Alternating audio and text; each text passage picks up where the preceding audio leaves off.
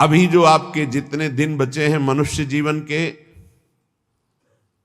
ये प्राय प्रश्न बना रहता है, मुझसे पाप हो गए, क्या क्षमा कर देंगे भगवान? तो ध्यान से सुनिए, मनुष्य जीवन में अभी जो आपके दिन बचे हैं, यदि उन दिनों का ज्ञान पूर्वक सदुपयोग करें, अर्थात नाम जप करते हुए पूर्व में जो पाप किए पुनः ना होने पावे, तो मैं तुम्हें वचन देता हूं कि तुम्हारे सारे पाप मेरे प्रभु क्षमा कर देंगे। तुम्हें कोई भी पाप का दंड नहीं भोगना पड़ेगा। जितनी श्वासें अब बची हैं, जितना जीवन बचा है, अब ज्ञान पूर्वक व्यतीत कीजिए। कोई पाप कर्म जो पीछे हुए पुनः मत कीजिए और नाम जप कीजिए, सारे पाप आपके प्रभु क्षमा कर देंगे। गीता जी, सर्वधर्मान परित्यज्य मामेकम शरणम ब्रज अहम त्वाम सर्व पापेभ्यो मोक्षयिष्यामि मा शुचा। श्री भगवान के वचन है। जो आंतरिक काम क्रोधादि रोग हैं, इनको नष्ट करने के लिए 5 औषधियां हैं। जैसे पेट खराब हो जाए तो पंचसकार चूर्ण की आवश्यकता होती है, ऐसे ही हमारा विचार खराब हो गया है, दिमाग खराब हो गया है। सत्य वस्तु को भूलकर असत्य में रमण करना पागलों का कार्य है।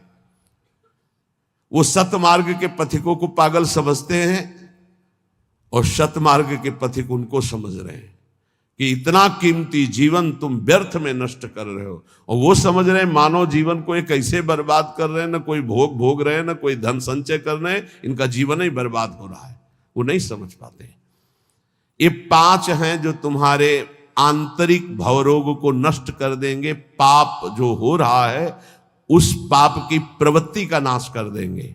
5, पहला सत्संग। सत्संग,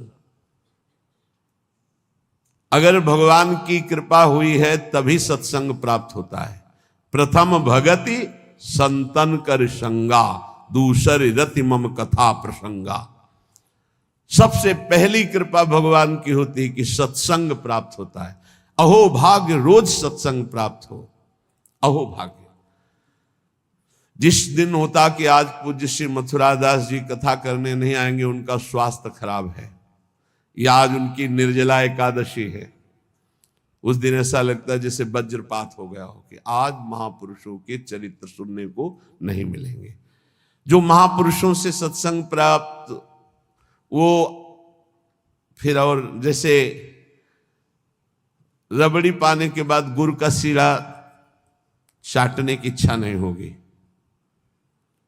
यद्यपि वो भी मीठा होता है, वो भी पवित्र गन्ने के रस से बनता है, पर नहीं, जो रसमलाई पा चुके हैं ना, उनको फिर गुड़ का स्वाद नहीं आएगा। ऐसे ही जो सच्चिदानंद में डूबे हुए महापुरुषों के वचनों को श्रवणेंद्रिय से पान कर लिए ना, फिर वो केवल शाब्दिक प्रवचन में उसका श्रवणेंद्रिय स्वाद नहीं ले पाएगी। उसको चाहिए अनुभवी, क्योंकि उतने गरु वचन सुन लिए तो अब फिर और नहीं। अगर भगवत प्राप्त महापुरुष का सत्संग सुन लिया तो इन कानों की इतनी गरु स्थिति हो जाएगी कि वो हल्का शब्द सुन ही नहीं सकते। वो खुद अपने आप उनको लगने बंद करो यार।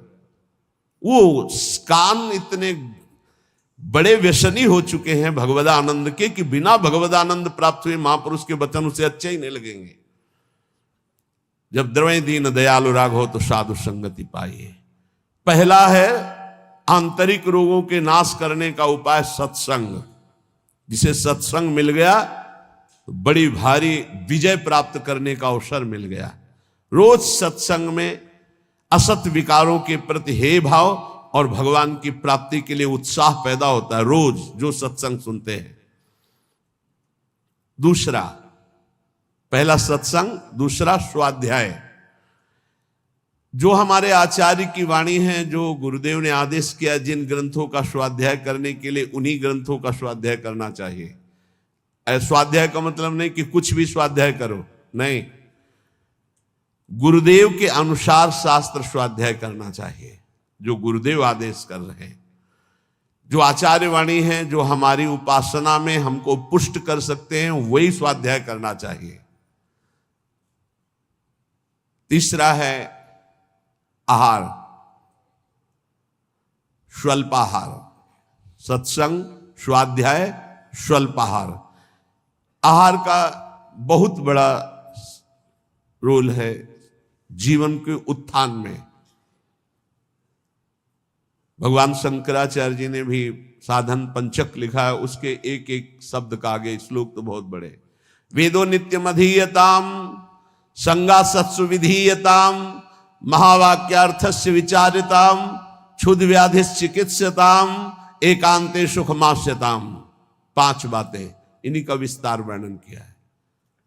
वेदो नित्य मधीयताम, नित्य शास्त्रों का स्वाध्याय होना चाहिए।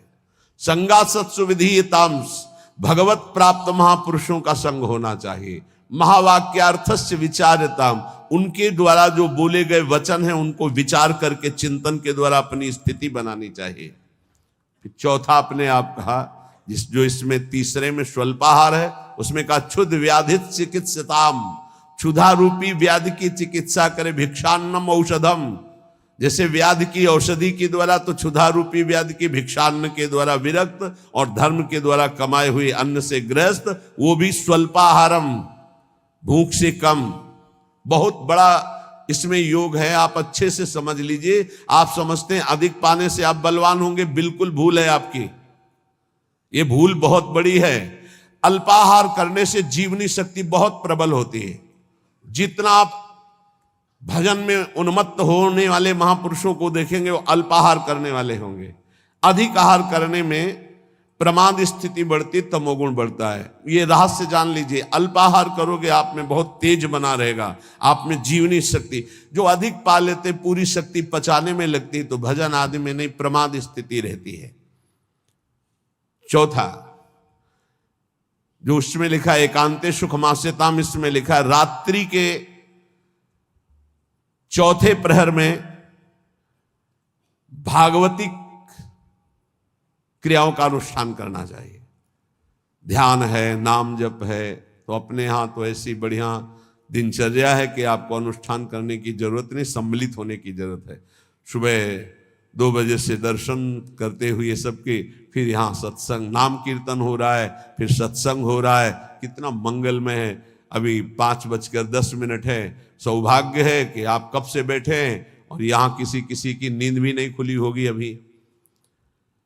जो प्रातःकालीन बेला पर जग करके भागवतिक अनुष्ठान करता है, वो आंतरिक विकारों पर विजय प्राप्त कर लेता है।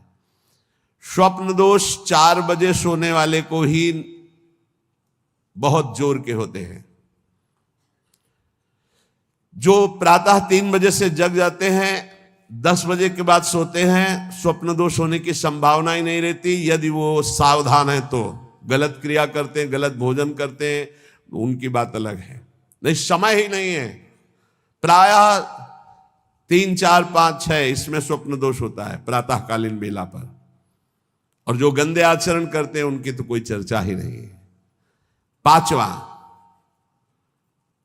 जो कुछ साधन भजन करे एकांत चिंतन आंतरिक, उसका चिंतन पूर्वक करे, एकाग्रता पूर्वक करे, सारी शक्ति लगा करके, बटोर करके।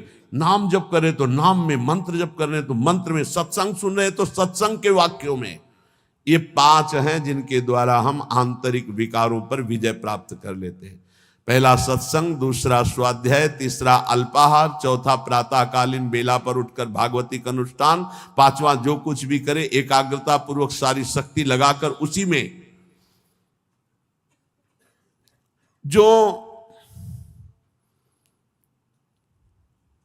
अपने ऊपर हर समय ईश्वर की, आराध्य देव की कृपा का अनुभव करता रहता है, ये बहुत बड़ी बात है। हर परिस्थिति में बड़ी कृपा, श्री जी की बड़ी कृपा, श्री जी की बड़ी कृपा।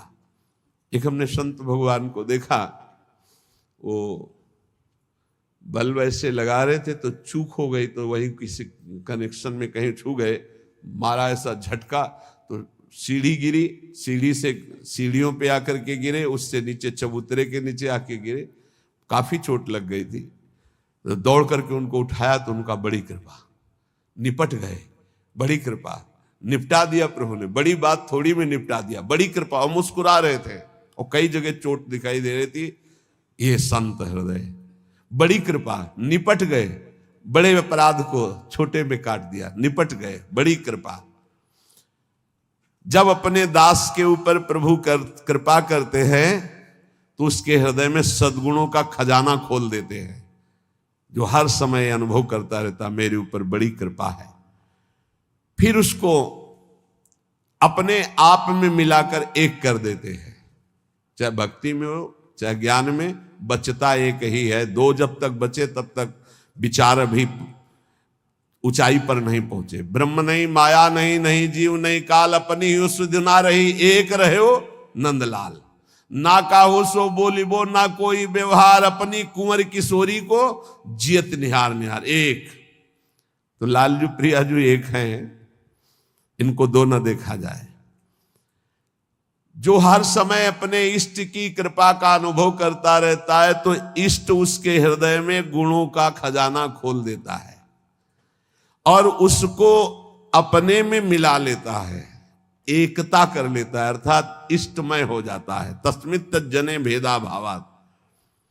अब उसकी दृष्टि बड़ी महिमामय गौरवमय हो जाती, जिधर दृष्टि जाती उधर परमात्म तत्व का दर्शन करता है। ऐसी स्थिति सच्चिदानंद रस में भरपूर होती है, ना अहंता होती न ममता होती है। पर यह होता उन्हीं के ऊपर है। एक होते हैं जो केवल जीभ से नाम जप करते हो, जीभ से गुणानुवाद करते, अंतःकरण विषय चिंतन करता रहता है। ध्यान देना, बहुत उत्तम बात वर्णन हो रही। पहली बात कही कि जो जीव हर समय उपासक के कृपा का अनुभव करता रहता, बड़ी कृपा, बड़ी कृपा, दुख में भी सुख में बड़ी कृपा, उसके हृदय में गुणों का खजाना खोल देते हैं और उसको एकता में मिला लेते हैं, अपने में मिला लेते हैं भगवान। अब दूसरी बात कह रहे हैं कि उपासक कब एकता को प्राप्त होता है। बोले एक उपासक होता है, बहुत ध्यान से अपने को देखना किस डिग्री में हो आप। एक उपासक होता है जो जीव के द्वारा नाम जप करता है, जीव के द्वारा गुणों का गान करता, पर हृदय में विषय चिंतन होता है। दूसरा उपासक होता है जो जीव के द्वारा नाम जप करता है, गुणानुवाद करता है, अंतःकरण भी उसी में जुड़ा हुआ होता है। ये विशेष कृपा पात्र होता है।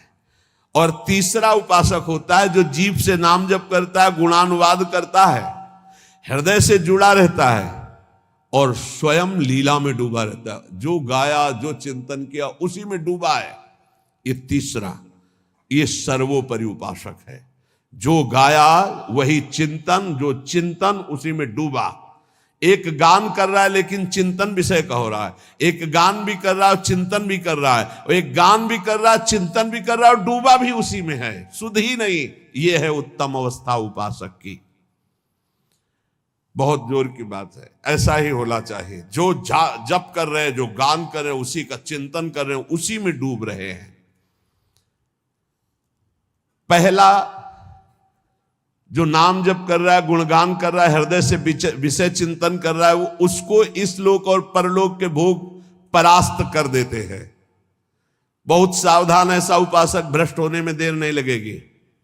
जिसका वाणी से गान हो रहा है और हृदय से भी चिंतन हो रहा है, उसको इस लोक और परलोक के भोग अच्छे नहीं लगते, पर परास्त करने की गुंजाइश है। लेकिन तीसरा जो मनन करके डूबा हुआ है, त्रिभुवन का भोग, सामर्थ्य नहीं कि उसको लुभायमान कर सके, भ्रष्ट कर सके। तीसरी बहुत ऊंची स्थिति है। जो गृहस्थी में रह करके अपने परिवार से हंसता है, बोलता है, व्यवहार करता है, खाता पीता, चलता उठता बैठता है, पर ऐसे जैसे विदेश में आए हुए मेहमान। गृहस्थी में कैसे भगवत प्राप्त? बोले जो अपने परिवार के साथ हंसता है, खाता पीता, बोलता, व्यवहार करता है, बढ़िया, सब वैसे ही, लेकिन वो ऐसे जैसे किसी मेहमान के यहां गया हो। उसको पता है रहना नहीं, देश बिराना है, ये भी छूटेंगे, शरीर भी छूटेगा, जाना है, मुझे प्रभु के पास जाना है। क्योंकि वो अपने परम प्रिय सखा प्रभु को हृदय में निरंतर चिंतन करते हुए ऊंची स्थिति को प्राप्त है कि मुझे भगवत प्राप्ति करनी है। ये सब केवल एक व्यवहार मात्र है। वो उस स्थिति में परिवार में रहता हुआ, संसार में रहता हुआ शायद ही कोई समझ पावे कि कितनी ऊंची कोटि का महात्मा है वो। गृहस्थ में रहते हुए, जो अपने परिवार में रहते हुए प्रेम व्यवहार करते हुए, कमाते खाते हुए, हर समय भगवत स्मरण करते हुए ऐसे रहता है जैसे किसी मेहमान के यहाँ कि मुझे तो जाना है, न घर मेरा, न मकान मेरा, न वस्तु मेरी, नाथ सकल संपदा तुम्हारी, मैं सेवक समेत सुत नारी, मुझे तो आप चाहिए। देखो, जब तक तुम संसार की कामनाओं से निवृत्त नहीं होगे तो ये संसार तुम्हें फंसाए रखेगा। तुम्हारा सारा साधन भजन जो परलोक प्रदान करने वाला है, ये संसार नष्ट कर देगा। संसार की कामनाओं की जब तक निवृत्ति नहीं होती तब तक संसार फंसाए रखता है, और ये जितना साधन भजन बनता है सब खा जाता है संसार। तुम कहलाओगे भगत, लेकिन तुच्छ विषयों में अपने भजन को बेचने वाले भगत नहीं कहलाते। तुम जैसे तैसे अपने इंद्रिय और मन को बिखेर रखा है, इंद्रियां मन तुम्हारे भजन को नष्ट कर रही है। अत्यंत तुच्छ असत जड़ दुख रूप भोगों में वो मूर्ख अपने भजन को छीन कर देता है, भजन को बर्बाद कर देता है। इसलिए इस संसार की लौकिक वस्तुओं को जो तुम्हें प्राप्त है भगवद अर्पित करके प्रसाद रूप भोगो, और निर्मल परमानंद की प्राप्ति के लिए कोई इच्छा मत करो, अपने भजन को बचा के रखो। ये पदार्थ आदि तो भगवान अपने आप तुम्हारी व्यवस्था करेंगे, तुम भजन से भगवान की प्राप्ति की चाह करो। जो इस बात को स्वीकार कर लेते हैं उनके अंदर एक नई कामना जागृत होती कि कुछ लोग तो ये जान जाएं कि मैं भजन करता हूं, ये बहुत जोर की इच्छा होती है। हमें और कुछ भोग नहीं चाहिए, इतना तो है कि लोग ये हमारा सम्मान कह के करें कि बड़ा भजनानंदी है, बड़ा त्यागी है, बहुत अच्छा है, गृहस्थी में रहते हुए महात्मा है या विरक्ति होते हुए कितना बढ़िया महात्मा है। ये कान सुनने के लिए लालायित रहते हैं। लोग मेरी योग्यता को जाने कि मैं कितना अच्छा हूं, ऐसी इच्छा जो करता है तो इच्छा करते ही वो परम पद का अधिकार खो देता है। समझ लो, लोगों में जानकारी फैलाने की इच्छा मतलब संसार में सतबुद्धि, मतलब प्रतिष्ठा कीर्ति की चाह, मतलब भगवत प्राप्ति की योग्यता खो देना। ये तीन बातें बड़ी दुर्लभ हैं। निर्धनता में भी दूसरों की सेवा करने का, दान देने का उत्साह, एकांत में पापाचरण ना करने की दृढ़ भावना, ये बहुत कठिन बातें, बहुत कठिन बातें। निर्धनता में भी दान देने का, दूसरों की सेवा करने का उत्साह, एकांत में कभी पाप ना करने की दृढ़ भावना, और जिससे भय लगता है ऐसा कभी कोई वचन, आचरण, संकल्प मन में ही ना आने पावे। भय लगता है पाप कर्म से, पाप कर्म ही भय प्रदान करता है। तो पाप कर्म से कैसे निवृत्त हो, क्रम बाय क्रम वर्णन कर रहे हैं। तो जो पाखंडी लोग हैं इनका संग का त्याग कर दे। पाप निवृत्ति के लक्षण, पाप तुमसे बनेंगे ही नहीं। पाखंडी लोगों से दूर रहना, खुली बात कह रहे हैं। महापुरुषों के वचन हो, किसी से कोई लेना देना नहीं रहता, इसलिए मस्ती से बोलते हैं। पाखंड कहते हैं पाप के खंड को। पाप जो ऊपर से सदाचरण का वेश धारण किए हुए हैं और अंदर से पापाचरण करते हैं, बहुत ही लुभावना पाखंड होता है। लुभावना आप देख के समझ ही नहीं सकते। हमारी योग्यता ऐसी नहीं हो, हम अपनी योग्यता दिखाते हैं तो पाखंड एकदम भी कहा जाता है। इससे पाप की प्रवृत्ति होती है। पाखंड से बचे और पाखंडी लोगों से बचे, खुली बातें हैं। जो असत्य में भोग सुख प्राप्त करना चाहता है वो पाप किए बिना रह नहीं सकता। ऐसे पाप का आचरण करने वालों का संग बिल्कुल नहीं करना चाहिए। अहंकार पापों की रति प्रदान करता है, इसलिए अहंकारी का संग नहीं करना चाहिए, अहंकार का संग नहीं करना चाहिए। पाखंड नहीं धारण करना चाहिए, पाखंडियों का संग नहीं करना चाहिए। असत्य के भोग की लालसा पाप करवाती है और असत्य के भोगों में रत पापियों का संग नहीं करना चाहिए। अहंकार ही भोगों में रत कराता है, इसलिए अहंकार नहीं अंदर आने देना चाहिए और अहंकारियों का संग नहीं करना चाहिए। प्रभु की ओर अग्रसर होने वाले जितने साधक हैं उनको सावधान रहना चाहिए ऐसे अहंकारी असत भोगों में लगे हुए पाखंडियों से। कल्याण के मार्ग पर चलना है तो अधर्म और अनीति और पाप कर्म छोड़ने की दृढ़ प्रतिज्ञा करनी होगी। अगर हम सावधानी से नहीं संग करेंगे तो बहुत ही पाखंड का बोलबाला है, आप ऐसा ना समझ लें।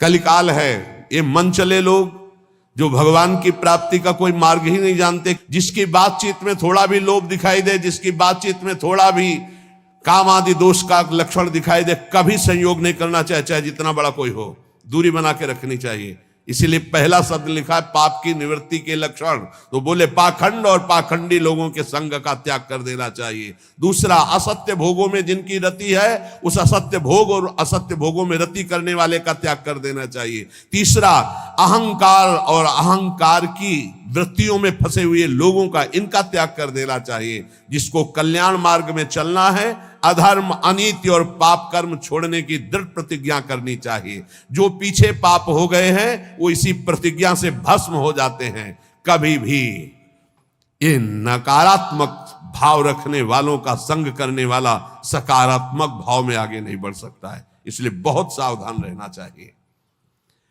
जो सांसारिक मान बढ़ाई कीर्ति परिस्थिति वस्तु रुपया आश्रम इनकी प्राप्ति की चाह रखता है वो कभी भगवान की प्राप्ति की चाह करने वाला हो ही नहीं सकता है। जो त्याग की हुई वस्तुओं का पुनः भोग करता है वो श्वान के समान होता है, वो साधु नहीं होता है। श्वान समझते, सम्मान शब्द सूचक श्वान है, नहीं उसको कुत्ता कहते हैं। बमन को कौन खाता है? कुत्ता। तो रमा बिलास राम अनुरागी तजत बमन जिम जन बड़ भागी। बमन के समान भगवान के भक्त संपूर्ण भोगों का त्याग कर देते, तो वमन के समान त्यागे हुए भोगों को पाने वाला स्वान कहा जाता है। भक्त भगवत प्रसाद पाता है और जीवन को भगवत प्रसाद में करता है। यहां खुली महापुरुषों की बातें हैं, कोई लगा लेश नहीं है। उपास्य प्रभु का स्मरण सेवन करना, प्रभु की प्राप्ति के लिए सारे स्वार्थों का त्याग कर देना, अंतःकरण को भगवदाकार बनाना। कोई भी जीवन में ऐसा आचरण ना हो जो संतों ने ना किया, वो कभी आचरण नहीं होना चाहिए जो संतों ने कभी नहीं किया। ये ध्यान रखना चाहिए। वेश धारण करके हमसे अगर कोई गलती है हमें उसे त्याग देना चाहिए, हमें सुधारना चाहिए। आहार निद्रा इन पर विशेष शासन करता है, चाहे गृहस्थी का साधक हो चाहे विरक्ति का। आहार निद्रा इन पर शासन करे। वैराग्य का एक भी लक्षण कम ना होने पावे। अगर एक भी छेद हो जाए तो जैसे घड़ा भर नहीं पाता, ऐसे अंतःकरण पूर्ण दृढ़ भगवत मार्ग में नहीं लग पाएगा यदि वैराग्य का एक भी लक्षण कम हुआ। जो बात तुम्हारी गुप्त हो उसे कभी मत बोलो। अय वैरागी, अय भगवत मार्ग के पथिक, जो बात तुम्हारी गुप्त हो कभी मत बोलो। भागवतिक, व्यवहारिक, लौकिक, पारमार्थिक। क्यों? लोग उपहास करेंगे, तुम्हारी बात की गहराई को नहीं समझ पाएंगे। अगर आपसे कोई गलती भी हो गई है तो महापुरुषों से बोलो, संसारियों से नहीं। हमें लगता है बोलने की जरूरत नहीं, वो खुद जान जाएंगे, वो कृपालु हैं, वो हमें संभाल लेंगे। संदेह वाली वस्तु, संदेह वाले व्यक्ति, संदेह वाला आचरण कभी मत करो। जिस व्यक्ति पर संदेह हो कभी मत मिलो, जिस वस्तु में संदेह हो कभी मत खाओ, जिस आचरण पर संदेह प्रमाणित ना हो कभी मत करो। बहुत ध्यान से सुनना है, बहुत जरूरी है। हम आपके लिए भोग बना करके लाए हैं और आपकी दृष्टि में तत्काल अंदर आया, नहीं पाना चाहिए, बिल्कुल नहीं पाना, चाहे अमृत हो, हटाओ उसको, बिल्कुल नहीं पाना। ये भागवतिक संकेत होते हैं। जिस व्यक्ति के मिलने में संदेह लगे, ये हमें कम समझ में आया, कभी नहीं मिलना चाहिए। जिस वस्तु में संदेह हो जाए कभी नहीं पाना चाहिए। जिस क्रिया में संदेह हो जाए कभी नहीं करना चाहिए। भगवत मार्ग के पथिक को जो बात अपनी गुप्त हो उसे कभी प्रकाशित नहीं करना चाहिए। भविष्य की चिंता भक्त नहीं करता। अगर भविष्य की चिंता कल क्या होगा तो तुम शरणागति में कलंक हो। लाभ और हानि ये हमारे सामने कोई मान्यता नहीं रखते। इसमें हम प्रभु के विधान को देखकर प्रसन्न होते हैं।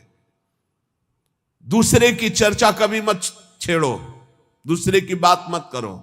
हर समय प्रसन्न रहो, ध्यानस्थ रहो।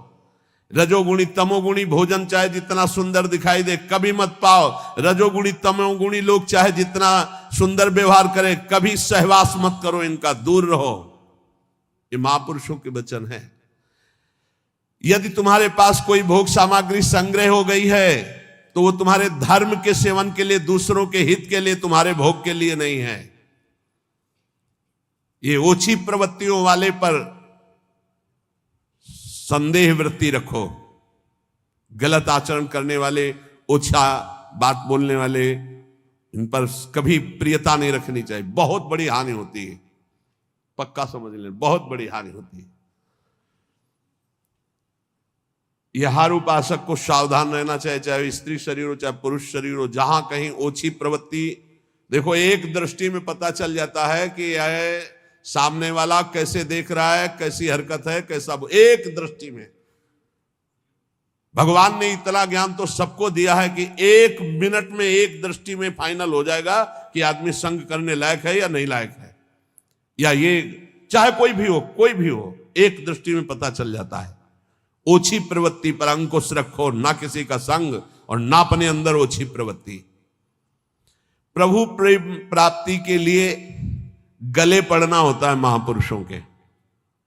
गले लगना नहीं, गले पड़ना होता है। गले पड़ना और गले लगना में अंतर है। गले पड़ने का मतलब होता है अब आपके सिवा हमारे पास कोई साधन नहीं, अब आप ही हमारे प्रेम प्राप्ति के साधन भी हो और साध्य भी हो। ऐसे गुरुजन महापुरुषों का आश्रय लिया जाता है। प्रभु प्रेम प्राप्ति के लिए महापुरुषों के पीछे पड़ जाओ, गले पड़ जाओ। वो देख ले कि अभी है हमारे पिंड छोड़ने वाला नहीं, दुत्कारे फटकारे तो भी नहीं, तो निश्चित भगवत प्रेम प्राप्त हो जाता है, क्योंकि भगवान उनके हृदय में जागृत हो चुके हैं। ना तुम्हारे अंदर घबराहट होनी चाहिए, ना कोई उतावलापन होना चाहिए। धैर्य, सात्विकता का अनुसरण करने वाला, भगवत दर्शन की अभिलाषा रखने वाला बड़ा गंभीर स्वभाव का होता है, बड़ा धैर्यवान होता है। जल्दी उसके धैर्य को कोई तोड़ नहीं सकता। ऐसे ही साधक को परम सिद्धावस्था की प्राप्ति होती है। जब तुम्हारे कहीं कोई पाप कर्म करने का अवसर आवे तो शर्मा जाओ, लज्जा कर लो, धिक्कार है अपने को, हटो वहां से। जब कोई गलत बोलने का अवसर आवे तो मौन, दांती पीस लो। ऐसे गलत बोलने का अवसर आवे दांती पीस लो। जबान है ही नहीं हमारे, बोलते रहो, दांत कस के दबाए रहना, बोलना नहीं। अगर बोला तो गड़बड़ हो जाएगा। जैसे गलत करने का अवसर आवे तो मानसिक धिक्कार देना है। धिक्कार है तुझे, क्या सोच रहा है तू, गलत करना चाहता है। गलत बोलने का अवसर आवे तो दांती पीस लो, ऐसे दंत, राधा राधा राधा, अंदर से बोलना नहीं। ये देखो परमार्थ के लिए, बिल्कुल ऐसे। और जब कहीं तुमसे कोई गलती पड़ जाए तो शर्माओ मत, फिर क्षमा मांग लो। राधा राधा, गलती हो गई हमसे, आगे से गलती नहीं, उसे क्षमा कहते हैं। अंदर से प्रायश्चित कर दे। तो जिस कार्य करने में तुम्हें लज्जा लगे वैसा कार्य मत करो, वैसे विचार मत करो। जो 3 को बस में रखता है वो साधु, नेत्र कान जीभ, जनेंद्रिय अपने आप बस में हो जाएगी। नेत्रों को बस में रखो, जबान को बस में रखो, कान को बस में रखो। 3 का बहुत बड़ा योगदान है। जबान खूब अच्छे अच्छे पदार्थ खाएगी, खूब उल्टा सीधा बोलेगी, कान उल्टा सीधा सुनेंगे, वो नेत्र उल्टा सीधा देखेंगे तो आचरण उल्टे सीधे होंगे। इनको संभालो। 3 रसना, श्रवणेन्द्री और रसेंद्री। रसना कटो जो अन्न रटो, निरख अन्न फुटो ने नेत्रेंद्री, और श्रवण फुटो कान। नेत्र कान जीभ 3 को जो सुधार लेता है वो साधु हो जाता है। 100 समाधि और स्मशान, इनमें सा है। अगर समाधि को प्राप्त नहीं हुए तो 100 और स्मशान आराम से आपको मिल जाएंगे।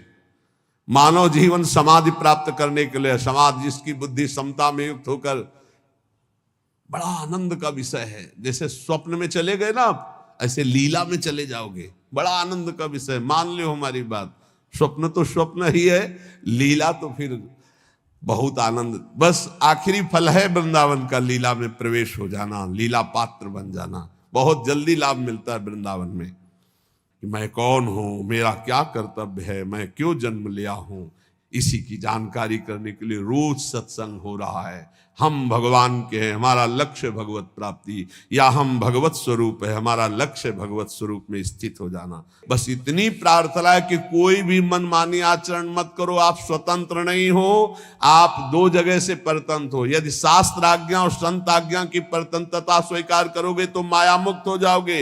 यदि मनमानी आचरण करोगे तो ये माया तुम्हें परतंत्र बना के रौंद देगी। इसलिए शास्त्र के अनुसार भोग लगाओ, शास्त्र के अनुसार पाओ, शास्त्र के अनुसार जियो, शास्त्र के अनुसार कर्तव्य कर्म करो। श्री राधा वल्लभ लाल की।